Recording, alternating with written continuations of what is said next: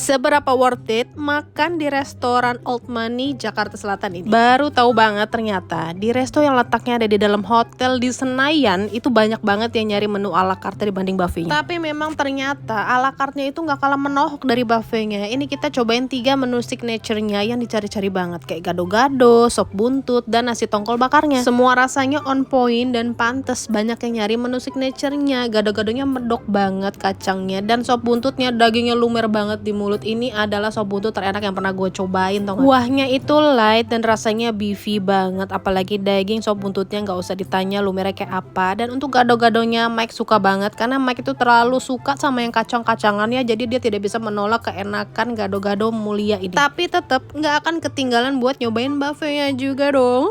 Apalagi buffetnya itu benar-benar memanjakan kita, kayak lagi keliling dunia. Di sini jenis makanannya tuh banyak dari semua belahan negara. Ada makanan western, ada yang dari Chinese, Korea, Jepang, Itali, India, dan gak lupa Indonesian juga ada. Serta seafood-seafoodan dan makanan yang kalian cari kayak dessert kayak yang aku suka ini juga ada. Kalian dijamin puas dengan makanan-makanan yang disediakan di buffet ini karena jenisnya banyak tapi rasanya semuanya bener-bener enak banget. Kalau mau dibilang ini worth it atau enggak, ini worth it banget sih menurut gua. Kalian bisa datang sama keluarga, sama temen, Pak RT, Bu RT, dan kalau kalian mau kesini langsung aja ke The Cafe Hotel Mulia Senayan.